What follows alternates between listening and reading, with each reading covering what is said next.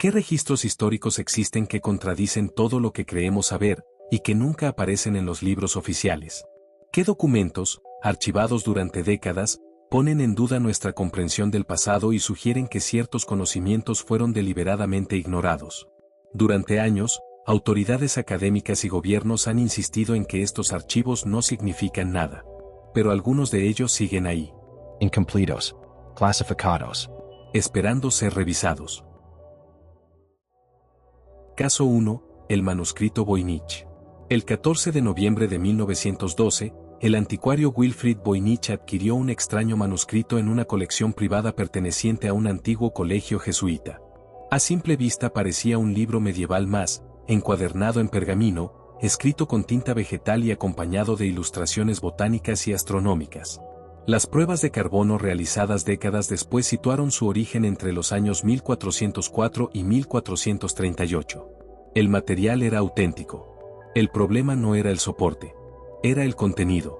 El manuscrito contiene más de 240 páginas escritas en un sistema de escritura desconocido. No se parece a ningún idioma europeo, semítico o asiático. Criptógrafos militares de la Segunda Guerra Mundial, incluidos especialistas que habían trabajado descifrando códigos enemigos, intentaron interpretarlo sin éxito. Pero lo más desconcertante no es el texto, sino los dibujos. Algunas ilustraciones muestran plantas que no existen en ninguna clasificación botánica conocida. Otras representan diagramas astronómicos con configuraciones celestes imposibles para el conocimiento medieval. Y en varias páginas aparecen esquemas técnicos que parecen describir mecanismos hidráulicos, sistemas biológicos y procesos farmacológicos con un nivel de detalle impropio del siglo XV. En una sección concreta, conocida como la sección biológica, se observan representaciones anatómicas que sugieren comprensión de sistemas internos del cuerpo humano que no serían confirmados hasta siglos después. En otra, aparecen fórmulas y procesos químicos asociados a la elaboración de compuestos medicinales con dosificación precisa. La respuesta oficial ha sido constante: se trata de un engaño, una obra de ficción o un tratado simbólico sin base científica. Sin embargo, esa explicación choca con un hecho incómodo. El coste material de producir un manuscrito así en el siglo XV era extraordinario. Nadie invertía semejantes recursos en una falsificación sin propósito claro. Cuando la Universidad de Yale adquirió el manuscrito en 1969, lo catalogó como MS-408. Desde entonces, el acceso ha sido limitado. Los estudios publicados se centran casi exclusivamente en el idioma, evitando un análisis profundo del contenido técnico. Algunos investigadores independientes han señalado que ciertos diagramas funcionan, que los principios mecánicos representados no son decorativos, son operativos. La pregunta sigue abierta. Si el manuscrito es falso, ¿por qué utiliza conocimientos que no existían oficialmente en su época? Y si es auténtico, ¿de dónde salió esa información? Caso 2. La lista real sumeria. A comienzos del siglo XX, durante excavaciones en la antigua Mesopotamia, arqueólogos descubrieron varias tablillas de arcilla con un contenido sorprendentemente preciso, una lista cronológica de reyes que habían gobernado Same. El documento, conocido hoy como la lista real sumeria, no fue hallado en un solo lugar. Apareció en distintos yacimientos, separados por cientos de kilómetros, con una coherencia notable entre versiones. En su estructura, la lista divide la historia en dos periodos claros: antes y después de un gran diluvio. Hasta aquí, nada fuera de lo común en textos antiguos. El problema aparece al leer las cifras. Según el documento, los primeros reyes gobernaron durante periodos que oscilan entre 18.600 y más de 60.000 años. No meses. No generaciones. Años. La explicación oficial es inmediata: se trata de mitología. Números simbólicos. Exageraciones rituales. Sin embargo, esa interpretación se debilita cuando se analiza el resto del documento. Tras el diluvio, los reinados comienzan a acortarse progresivamente hasta coincidir con duraciones históricamente aceptables. Además, muchos de los reyes posteriores sí han sido confirmados por otras fuentes arqueológicas independientes. Sus ciudades existieron. Sus dinastías fueron reales. Esto plantea un problema metodológico serio. Si una parte del documento es verificable, ¿por qué la otra debe descartarse automáticamente? Investigadores han señalado que los periodos de reinado más largos siguen patrones matemáticos relacionados con ciclos astronómicos. No son cifras aleatorias. Presentan una coherencia numérica que sugiere un sistema de cómputo deliberado. La lista también atribuye a esos primeros reyes la fundación de ciudades, sistemas agrícolas avanzados y estructuras administrativas complejas. Actividades que requieren organización, tecnología y continuidad cultural. Museos de todo el mundo exhiben la lista real sumeria como una curiosidad mitológica, pero rara vez se discuten sus implicaciones. No se fomenta la investigación sobre la posibilidad de que represente una cronología distinta, hoy incompatible con los modelos históricos aceptados. La pregunta no es si los reyes vivieron miles de años. La pregunta es por qué un documento administrativo, diseñado para legitimar el poder político, incluiría cifras absurdas que lo desacreditan, a menos que esas cifras significaran algo más. Caso 3. Los registros piramidales de China Central. El 28 de marzo de 1947, el coronel Maurice Ean, piloto de la Fuerza Aérea de los Estados Unidos, sobrevolaba la provincia de Shaanxi, en China Central, cuando observó una estructura que no figuraba en ningún mapa militar. Desde el aire, parecía una pirámide gigantesca, de proporciones superiores a la Gran Pirámide de Giza. Ean tomó varias fotografías antes de abandonar el espacio aéreo. Aquellas imágenes, publicadas brevemente en medios occidentales, desaparecieron poco después de la circulación pública. Durante décadas, el gobierno chino negó la existencia de pirámides artificiales en la región. La versión oficial afirmaba que se trataba de colinas naturales cubiertas de vegetación. Sin embargo, antiguos registros imperiales chinos cuentan otra historia. Crónicas de la dinastía Han describen estructuras elevadas construidas por los hijos del cielo, asociadas a gobernantes que descendieron en dragones metálicos. El lenguaje es simbólico, pero las descripciones técnicas son precisas: plataformas geométricas, orientación astronómica exacta y uso de materiales desconocidos para la época. Investigaciones satelitales modernas muestran decenas de estructuras piramidales perfectamente alineadas con los puntos cardinales. Algunas superan los 300 metros de altura. La escala y precisión desafían las capacidades constructivas atribuidas a la China antigua según los modelos históricos aceptados. Geólogos independientes han señalado modificaciones artificiales del terreno a gran escala, nivelación del paisaje, compactación del suelo y bloques de piedra colocados con regularidad matemática. No hay signos de erosión natural coherente con formaciones geológicas espontáneas. Cuando arqueólogos occidentales solicitaron permisos para excavaciones formales, el acceso fue denegado. Las zonas fueron declaradas áreas protegidas y, en algunos casos, cerradas por razones militares. Los documentos históricos que mencionan su origen fueron reclasificados o limitados a investigadores autorizados. La explicación oficial se mantiene: no son pirámides. No hay nada que investigar. Pero la pregunta persiste. Si no existen, ¿por qué impedir su estudio? Y si son simples colinas, ¿por qué aparecen descritas en registros históricos como construcciones imposibles? Caso 4. El Códice Maya que predijo el futuro. Solo 4 códices mayas sobrevivieron a la conquista española.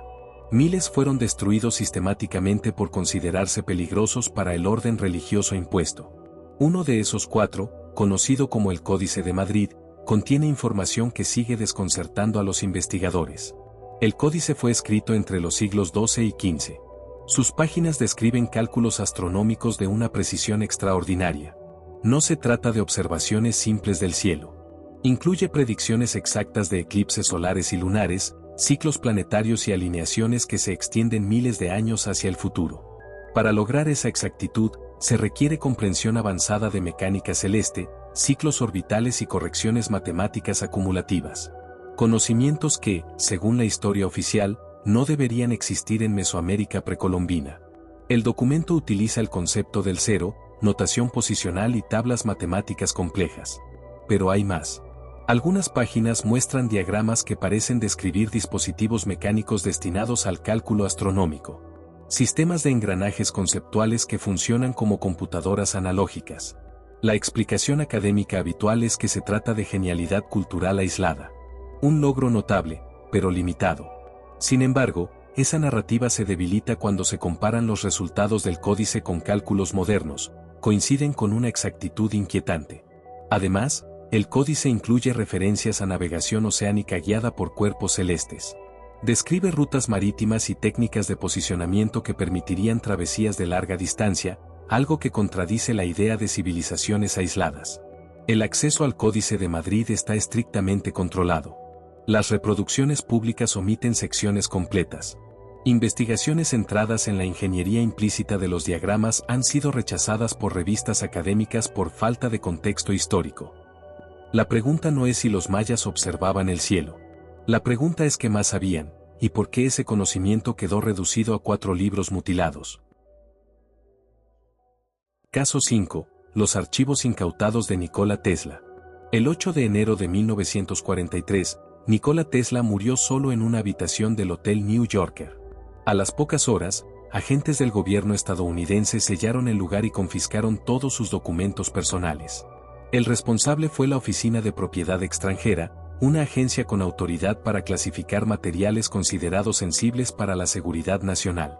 Tesla, ciudadano estadounidense desde 1891, no era extranjero. Aún así, sus archivos fueron incautados. Durante décadas, se afirmó que los documentos no contenían nada relevante. Sin embargo, memorandos internos desclasificados parcialmente indican que ingenieros militares revisaron los papeles durante años. Tesla había trabajado en transmisión inalámbrica de energía, sistemas de defensa de energía dirigida y estudios sobre el campo electromagnético terrestre. En sus notas privadas, describía experimentos exitosos de transmisión eléctrica a larga distancia sin cables, algo que hoy sigue siendo limitado. También hay referencias a investigaciones sobre control gravitacional mediante campos electromagnéticos. Conceptos que la física convencional aún considera teóricos o inviables.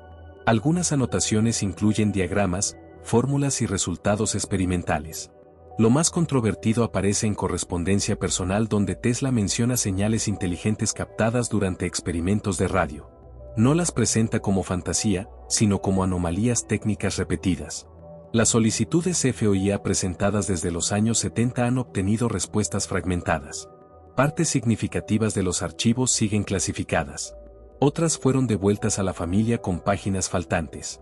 El discurso oficial insiste en que Tesla fue un genio excéntrico cuyos últimos años estuvieron marcados por ideas no comprobadas. Sin embargo, si ese fuera el caso, no habría necesidad de mantener documentos clasificados 80 años después. La pregunta permanece sin respuesta. ¿Qué descubrió Tesla, que aún hoy no debe ser divulgado?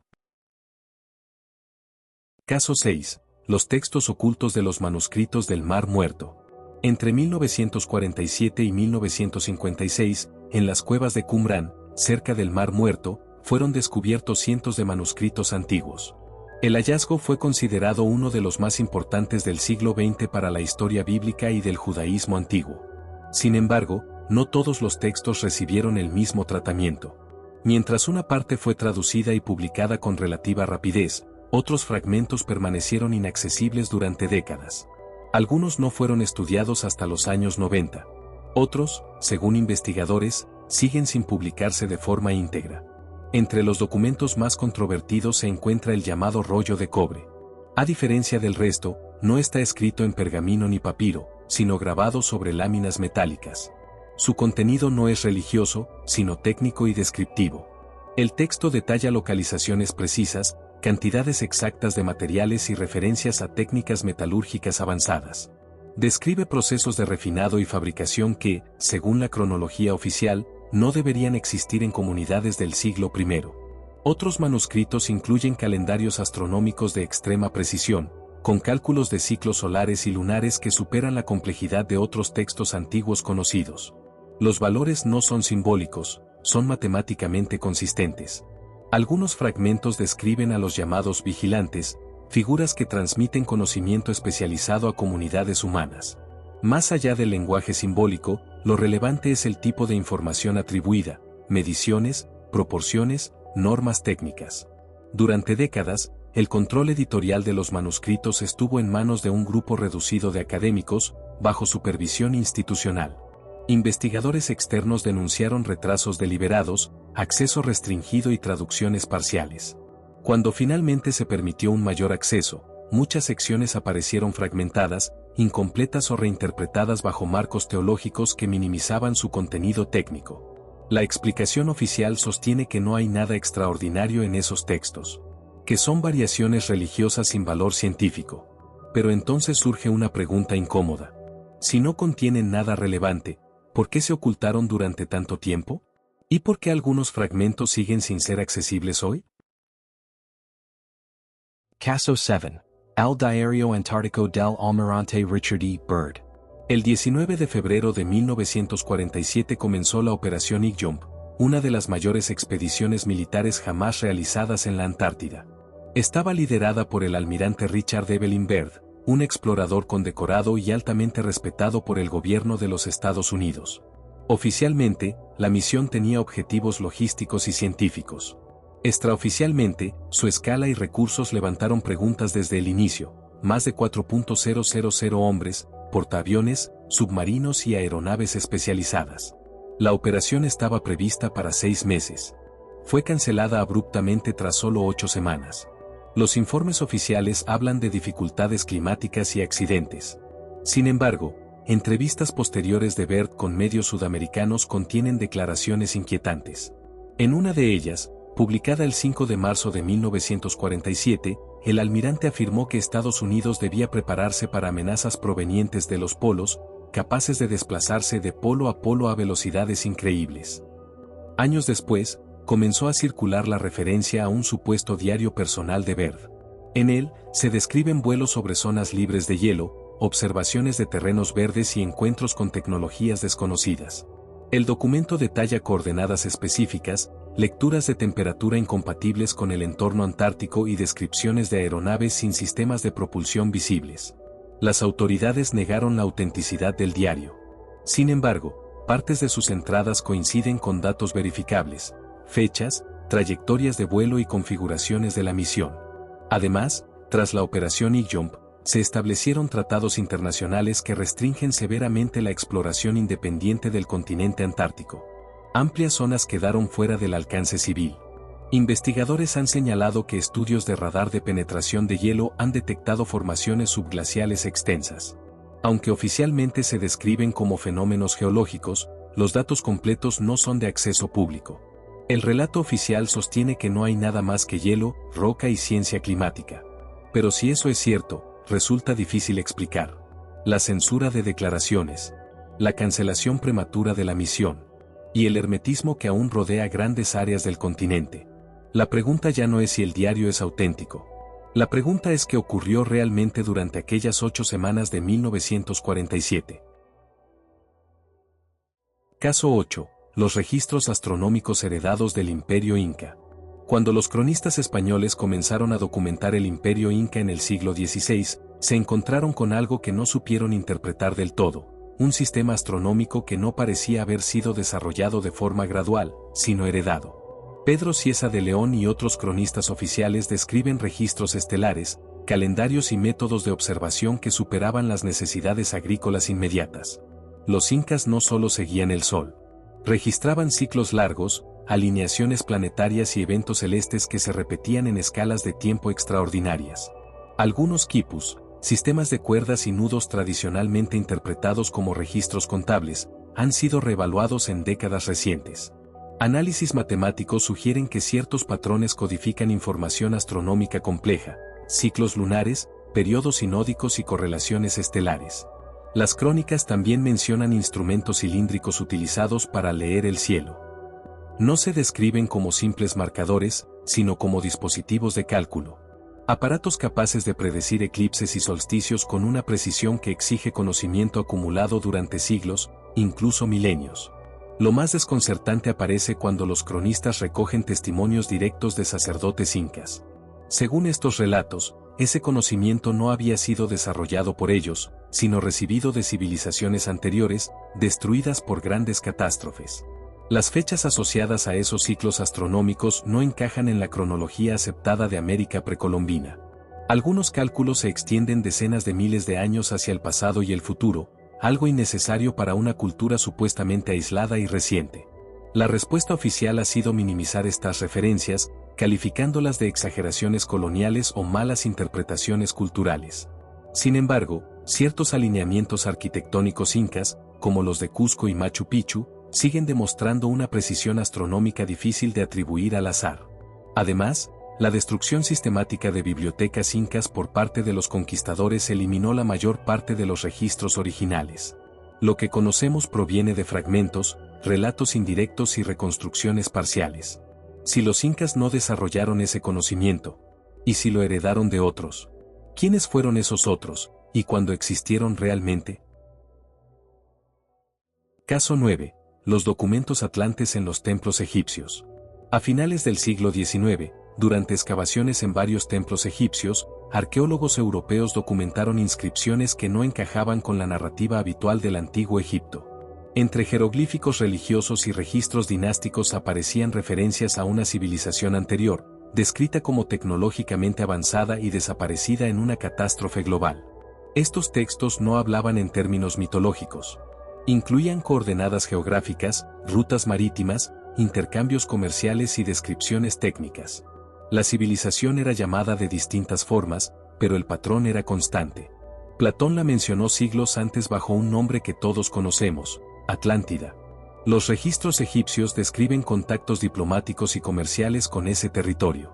Hablan de embarcaciones capaces de cruzar océanos, de dispositivos energéticos y de métodos constructivos que superaban incluso los del propio Egipto antiguo. Algunas inscripciones detallan sistemas de elevación de grandes bloques mediante técnicas que no recurrían únicamente a fuerza humana. Describen el uso de vibración, resonancia y control del peso aparente de los materiales. Cuando estos hallazgos fueron reportados, las autoridades egipcias restringieron el acceso a los templos implicados. Parte de los registros fueron reclasificados como religiosos y excluidos del debate histórico. Museos europeos que habían adquirido calcos y transcripciones de estos textos optaron por no exhibirlos. Los fragmentos quedaron almacenados, sin traducción pública completa. La explicación académica sostiene que se trata de alegorías, reinterpretaciones simbólicas o influencias griegas tardías. Sin embargo, esa explicación ignora un detalle crucial: algunos de estos textos son anteriores a la presencia griega en Egipto. Además, los mapas descritos no coinciden con la geografía actual, pero sí con configuraciones oceánicas propuestas por estudios geológicos sobre cambios del nivel del mar tras el final de la última glaciación. Los registros también sitúan la destrucción de esa civilización en un periodo compatible con eventos climáticos extremos documentados científicamente. Si la Atlántida fue solo un mito, ¿por qué aparece integrada en registros administrativos y técnicos? ¿Y por qué su mención sigue siendo evitada en la egiptología académica? Aquí ya no hablamos de errores aislados. Hablamos de una historia alternativa que emerge de múltiples fuentes, y que contradice directamente todo lo que creemos saber sobre el origen de la civilización avanzada. Caso 10. Las filtraciones del Archivo Secreto del Vaticano. Durante siglos, el Archivo Apostólico Vaticano, conocido popularmente como el Archivo Secreto, ha sido uno de los repositorios documentales más inaccesibles del mundo. Kilómetros de estanterías, millones de documentos y un acceso limitado a investigadores previamente autorizados. En la década de 1990, comenzaron a circular filtraciones atribuidas a antiguos colaboradores eclesiásticos y académicos con acceso temporal a secciones restringidas. No eran textos religiosos convencionales. Eran correspondencias, actas inquisitoriales y manuscritos técnicos. Algunos documentos describen encuentros con lo que se denominaba mensajeros celestes. El lenguaje es sobrio, administrativo. No hay misticismo. Se habla de objetos observados, desplazamientos no convencionales y transmisión de conocimiento práctico. Entre los archivos figuran informes atribuidos a comisiones internas de la Iglesia, creadas para evaluar textos considerados peligrosos para la doctrina. En varios de ellos se mencionan dispositivos, métodos de cálculo y principios físicos incompatibles con la ciencia medieval conocida. Un documento fechado en 1459, atribuido a una comisión bajo el pontificado de Pío II, describe la confiscación de manuscritos que otorgan al hombre poder sobre fuerzas que no le corresponden. El texto ordena su ocultamiento para evitar confusión en el orden del mundo. Otros registros incluyen actas de interrogatorios inquisitoriales a individuos acusados no de herejía teológica, sino de poseer conocimientos técnicos avanzados.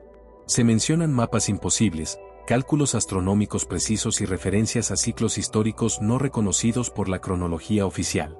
Uno de los documentos más controvertidos es un compendio atribuido al siglo XIII que describe contactos diplomáticos con entidades no humanas, utilizando un lenguaje sorprendentemente pragmático. No se discute su origen espiritual. Se discute su utilidad y el riesgo de difusión. Cuando periodistas intentaron verificar estas filtraciones, el Vaticano negó su autenticidad.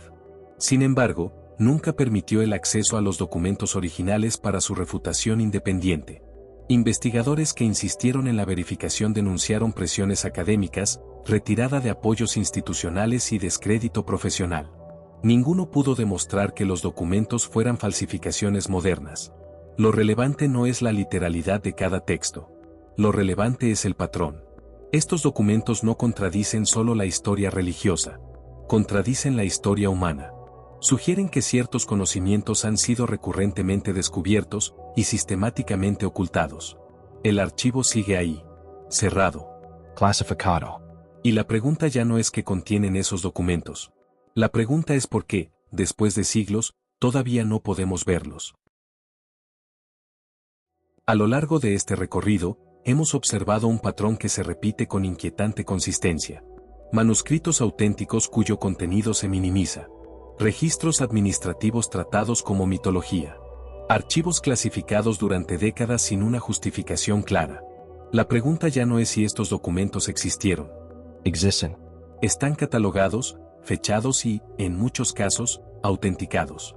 La pregunta real es por qué su estudio completo sigue siendo restringido. Desde Sumeria hasta el Vaticano, desde la Antártida hasta Mesoamérica, emerge la misma dinámica. Cuando un registro contradice los límites establecidos de la historia oficial, se aísla, se desacredita o se oculta. La pregunta no es si ocurrió. La pregunta es por qué el encubrimiento. Porque entender nuestro pasado no es solo una cuestión académica. Es una cuestión de identidad. Y quizá, solo quizá, la historia que conocemos no sea toda la historia que merecemos conocer.